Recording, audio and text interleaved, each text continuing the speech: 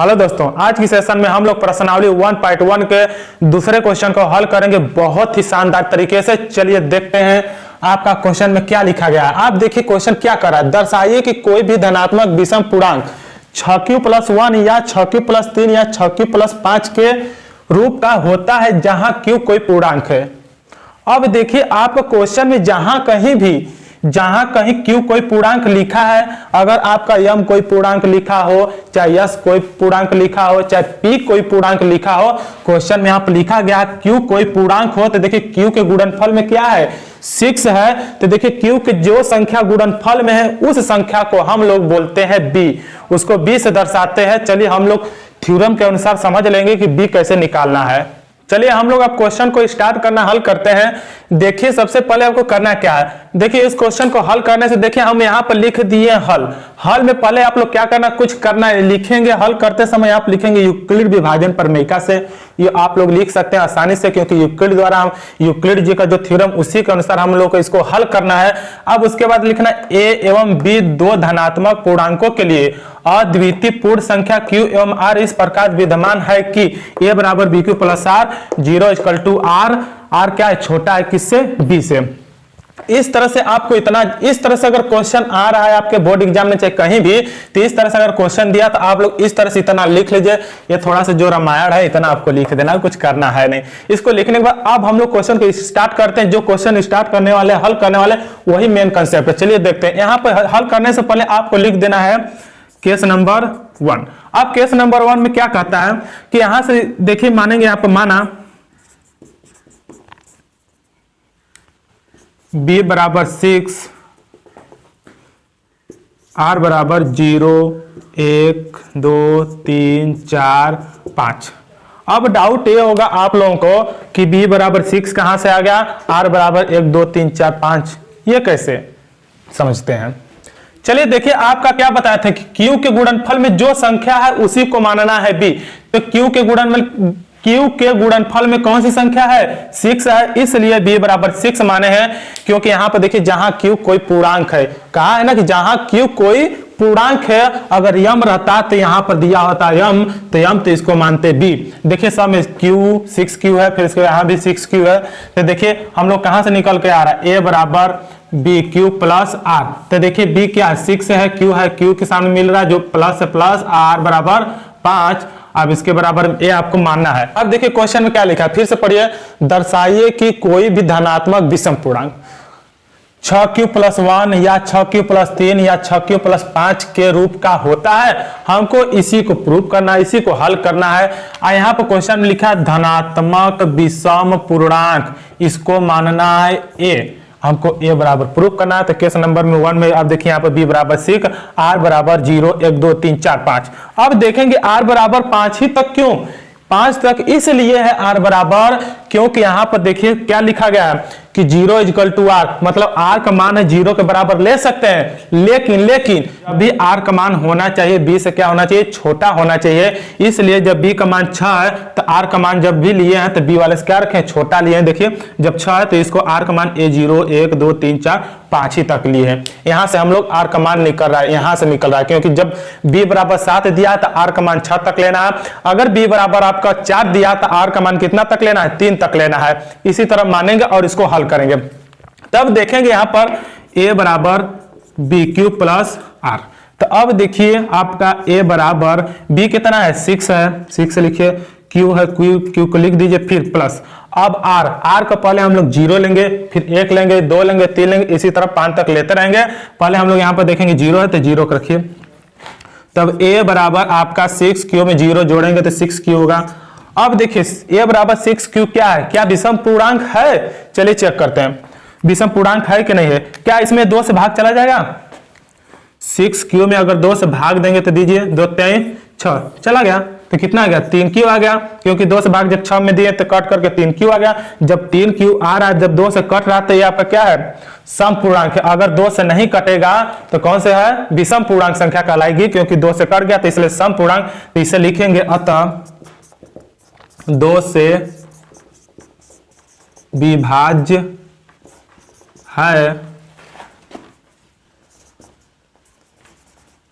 है यह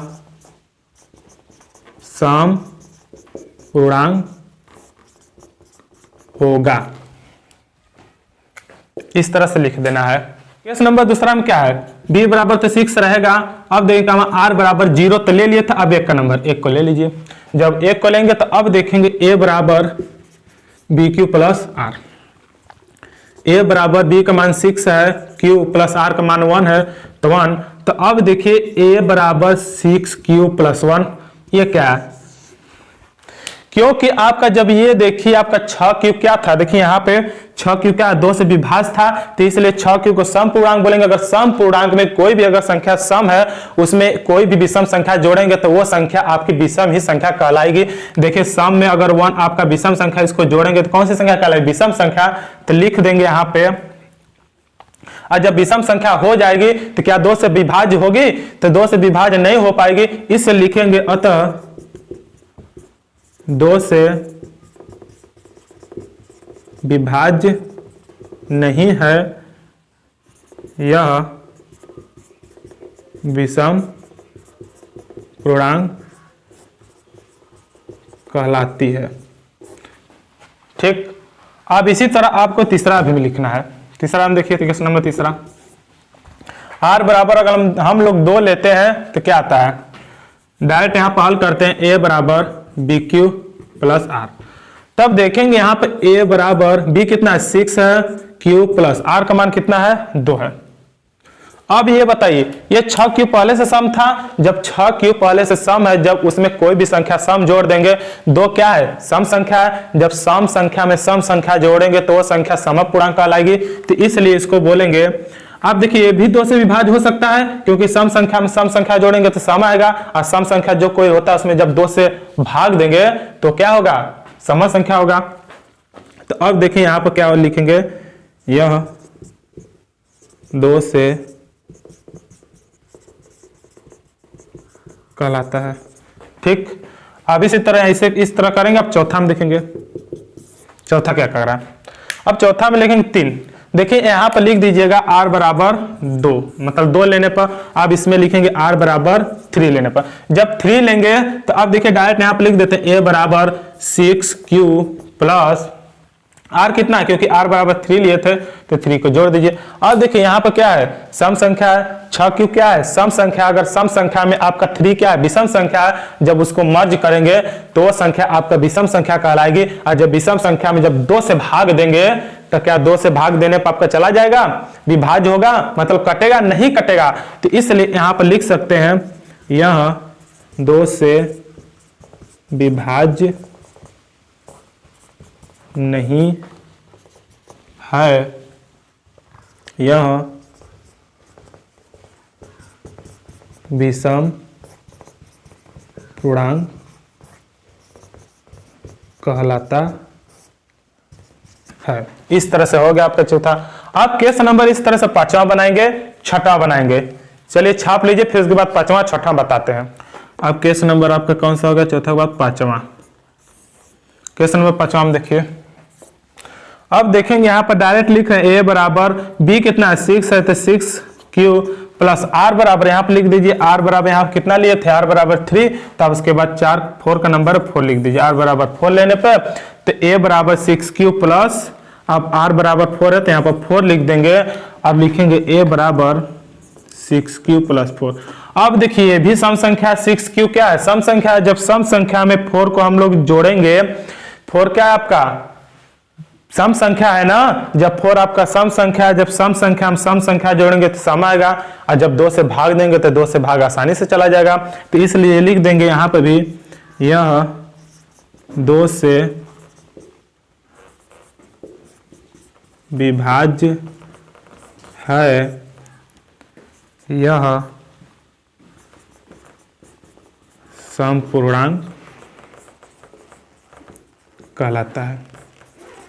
अब इसी तरह केस नंबर 5वां आएगा। इसी तरह केस नंबर देखते हैं 6वां। 6वां में क्या करना है, अब देखिए r बराबर 6वां हम लोग 5 लेना है। जब r बराबर 5 लेंगे 6वां नंबर में, केस नंबर 6 में, तो अब देखेंगे यहाँ पर a बराबर, अब b कितना है 6 है, 6q प्लस r बराबर 5 लिए, 5 को रख दीजिए। और जब a बराबर 6 क्यूब प्लस 5। अब देखिए आपका 6 क्यूब क्या है, सम संख्या है, अब 5 क्या है, विषम संख्या है। जब सम संख्या में विषम संख्या को जब ऐड करेंगे तो वो संख्या आपका कन्वर्ट होकर आएगा, मतलब जोड़ने पर आपका वो संख्या क्या कौन सी संख्या आएगी, विषम संख्या। विषम संख्या को जब 2 से भाग देंगे तो 2 से भाग जाएगा, नहीं जाएगा। जब 2 से भाग नहीं जाएगा तो यहाँ पर लिख देंगे, यहाँ 2 से अंक कहलाता है, लिख दीजिएगा। इस तरह से आपको बोर्ड में क्वेश्चन हल करके आना। अगर इस तरह से क्वेश्चन आ गया तो इसमें अगर क्वेश्चन आपका 6 नंबर का इस तरह से दे देता है, ये सवाल बहुत इंपॉर्टेंट है, इसको अच्छे से आप लोग हल करने का प्रयास कीजिएगा। चलिए हम लोग देखते हैं अब दूसरे क्वेश्चन को स्टार्ट करते हैं हल करना। अब देखिए दूसरे क्वेश्चन में क्या करा है, दूसरे क्वेश्चन में कह रहा है किसी परेड में 616 सदस्यों वाली एक सेना आर्मी की टुकड़ी को 32 सदस्यों वाली एक आर्मी बैंड के पीछे मार्च करना है। दोनों समूहों को समान संख्या वाले स्तंभों में मार्च करना। उन स्तंभों की अधिकतम संख्या क्या होगी जिसमें वह मार्च कर सकते हैं। क्वेश्चन में सीधा सीधा लिख दिया गया है कि आपको बताना है कि उसमें अधिकतम संख्या क्या हो सकती है। देखिए आपका क्वेश्चन में मेन पॉइंट का है, मेन पॉइंट आपको पकड़ना है। जब तक आप लोग अच्छे से मेन पॉइंट को पकड़ेंगे नहीं तब तक क्वेश्चन को हल करेंगे नहीं। तो चलिए हम लोग देखते हैं कि इसमें का मेन पॉइंट क्या है। इसमें देखिए कहीं भी आपका लिखा अधिकतम संख्या, यहां पर लिखा अधिकतम संख्या। अगर जहां कहीं भी क्वेश्चन में लिखा हो अधिकतम संख्या क्या हो सकती है तो वहीं पे आप लोगों को निकालना है एचसीएफ। एचसीएफ का मतलब होता है हाईएस्ट कॉमन फैक्टर, उसको हिंदी में महत्तम समापवर्तक बोलते हैं। हाईएस्ट कॉमन फैक्टर मतलब बड़ा। देखिए आपका अधिकतम संख्या, अधिकतम मतलब अधिकतम संख्या क्या हो सकती है, इसलिए हम लोग को एचसीएफ निकालना है जिसको कहते हैं हाईएस्ट कॉमन फैक्टर। अगर क्वेश्चन में आपका न्यूनतम संख्या दिया हो, कौन सा संख्या, न्यूनतम संख्या दिया हो कि न्यूनतम संख्या क्या हो सकती है, तो वहां पर आपको निकालना पड़ेगा लोएस्ट कॉमन फैक्टर, उसको हिंदी में बोलते हैं लघुत्तम समापवर्तक। अब देखिए हिंदी से मिल रहा है कि नहीं मिल रहा, लघुत्तम समाप, लघु मतलब छोटा, जहां भी कहीं न्यूनतम संख्या दिया हो वहीं पर आपको निकाल देना है एचसीएफ। तो चलिए हम लोग देखते हैं, हम लोग क्वेश्चन में दिया है अधिकतम संख्या, इसलिए हम लोग इसमें निकालेंगे एचसीएफ। तो एचसीएफ निकालने के लिए हम लोग पहले वाले वीडियो में आप लोगों को बता चुके हैं एचसीएफ कैसे निकालना है। चलिए देखते हैं, फिर से स्टार्ट करते हैं। अब देखिए यहां पर लिखेंगे हल, इस तरह कर देंगे। अब देखिए पहले हम लोग देखेंगे इसमें कहां कहां संख्या कितना कितना दिया। देखिए किसी परेड में 616 है, लिख लो 616 कामा, और कहीं क्या दिया, टुकड़ी को 32, यहां देखिए 32 को लिख लो। अब देखिए इसको एचसीएफ निकालने के लिए बहुत इजी तरीके से आप लोग निकाल सकते हैं, बहुत ही अच्छा तरीके से। चलिए देखते हैं, इसमें देखेंगे कि सबसे छोटी संख्या क्या होना, 32, तो 32 को इस तरह करेंगे, इस तरह का आपका लेस देन बना करके 616 इसके रख देंगे। मतलब कि 616 क्या है, बड़ा है किससे, 32 से। तो आपको नियम बताए हैं कि भाग विधि से मासा निकालना, तो इस तरह से करेंगे 32 भागे 616, इस तरह से करिए और भाग दीजिए। चलिए 32 को भाग दीजिए, कितने बार में जाएगा, एक बार में चला जाएगा। 32 से कम 32, घटा दीजिए, 11 में ले 2 गया 9, अब यहाँ कितना 5 में ले 3 गया 2, 6 को उतार दीजिए। अब देखिए कितनी बार में चला जाएगा, चेक करते हैं पहले, पता नहीं कितनी बार में चला जाएगा, हमें भी नहीं पता है। चलिए चेक करते हैं, 7 बार में चला जाएगा। 7 दूनी 14 के 4 हंसी गया 1, 7 तरीके 21 21 1 22। अब देखिए ये तो 224 आ रहा, चेक कर लेते हैं। अब देखिए 7 बार में चला जाए, अभी कम पड़ा, देखते हैं 9 बार में। देखिए 9 बार में जाता है कि नहीं जाता, देखिए 9 बार में देखते हैं। 9 दूनी 18, 18 के 8 हंसी गया 1, 9 3 27, 27 1 28, चला गया, 9 बार में आपका चला गया। अब देखते हैं 296 से 288 को घटा दीजिए, जब घटाएंगे तो 16 में 8 गया 8, ये आपका कुछ नहीं, 0 होगा। अब देखिए इसको इस तरह से बनाइए, अब इसको आप भाजक रूप में करेंगे, इस 32 को इसमें रख देंगे, रख दीजिए, रख दिए। अब 8 का भाग 32 में दीजिए, जब 32 में भाग देंगे 8 को तो कितनी बार में जाएगा, 8 चौके 32, 4 बार में। शेषफल आपका 0 हो गया। क्या बताए थे, जिस संख्या से आपका शेषफल 0 हो जाए उसी संख्या को हम लोग बोलते हैं एचसीएफ। तो कितना एचसीएफ आ गया, एचसीएफ 8 आ गया, इस प्रकार से। अब देखेंगे इस तरह से आपको लिखना पड़ेगा चरण में क्या लिखेंगे, चरण नंबर फर्स्ट। आप देखिए आपको बताए थे पहले वाले वीडियो में आप लोगों को कि जो ये संख्या है इस संख्या को उठाइए 616 को बराबर अब इसका गुणा इसमें कर दीजिए 32 गुणे 19 अब प्लस में क्या जोड़ना है, इसका शेषफल क्या था 8 जोड़ दीजिए, चरण फर्स्ट हो गया। अब चरण सेकेंड में देखिए इस तरह से। अब चरण सेकेंड में क्या, ये एक स्टेप हुआ, ये आपका दूसरा स्टेप है। दूसरा स्टेप में क्या है 32 को उठाइए, 32 किसके बराबर है, इसका गुणा 8 4 में कीजिए 8 गुणे 4 प्लस शेषफल क्या जोड़ेंगे 0 को जोड़ देंगे तो देखिए 8 चौके 32 प्लस 0 तब 32 बराबर 32। इस तरह से आपका निकल गया चरण फर्स्ट चरण सेकेंड। इस तरह से आपको क्वेश्चन को हल करना है।